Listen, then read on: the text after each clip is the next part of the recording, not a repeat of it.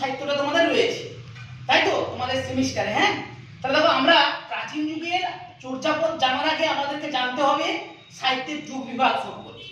মানে বাংলা সাহিত্যের ইতিহাসকে আমরা কটা ভাগে ভাগ করছি সেটা আমাদের আগে জানতে হবে। বাংলা সাহিত্যের ইতিহাসকে যেমন আমরা ইতিহাসকেও ভাগ করি যুগ বিভাগ অনুযায়ী, ভাগ করি তো, সেরকম আমরা বাংলা সাহিত্যের ইতিহাসকেও তিনটে যুগে ভাগ করি।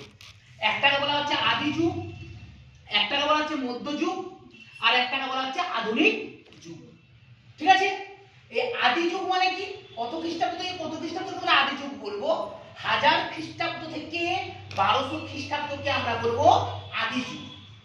ঠিক আছে, মধ্যযুগ, এই মধ্যযুগটা আমাদের সিলেবাসের মধ্যে রয়েছে, আর আদি যুগটা আমাদের সিলেবাসের মধ্যে রয়েছে। মানে ফার্স্ট সেমিস্টার ক্লাস 11 এর সিলেবাসে আদি যুগ মধ্যযুগ রয়েছে। আমরা সেকেন্ড সেমিস্টারে যখন যাব তখন আমরা আধুনিক যুগ পড়ব। তাহলে আদি যুগের সময়কাল মনে রাখতে হবে, পুরোপুরি ছকটা মনে রাখতে হবে, 1000 খ্রিস্টাব্দ থেকে 1200 খ্রিস্টাব্দ পর্যন্ত। মধ্যযুগের সময়কাল কত না? মধ্যযুগের সময়কাল হচ্ছে 1200 খ্রিস্টাব্দ থেকে 1800 খ্রিস্টাব্দ পর্যন্ত।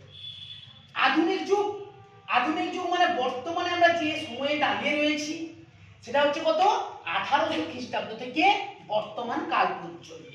বর্তমান কাল পর্যন্ত কেন বললাম? কারণ আজ পর্যন্ত, কাল পর্যন্ত, আমি যতদিন বাঁচবো ততদিন পর্যন্ত। সেই আধুনিক যুগে কি আমরা সূচনা করতে পারি? ফোর্ট উইলিয়াম কলেজ প্রতিষ্ঠা থেকে আমাদের সাহিত্যটা শুরু হচ্ছে।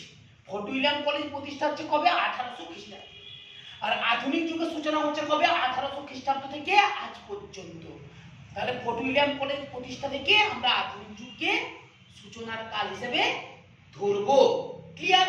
আচ্ছা, মধ্যযুগ, এই মধ্যযুগকে আমরা সাধারণত 4 ভাগে ভাগ করি।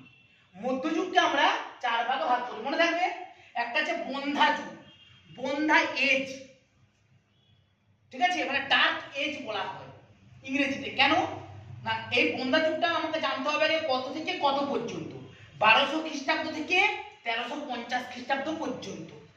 তুর্কি বিজয়ের ফলশ্রুতি, মানে তুর্কিরা আক্রমণ করছে, পর্তুগিজ জলদস্যুরা আক্রমণ করছে, যার ফলে মানুষ বেঁচে থাকবে, দুবেলা দুমুঠো ঠিক করে খাবে না সাহিত্য রচনা করবে? মানুষকে তো দুবেলা দুমুঠো খেয়ে পরে বেঁচে থাকতে হবে।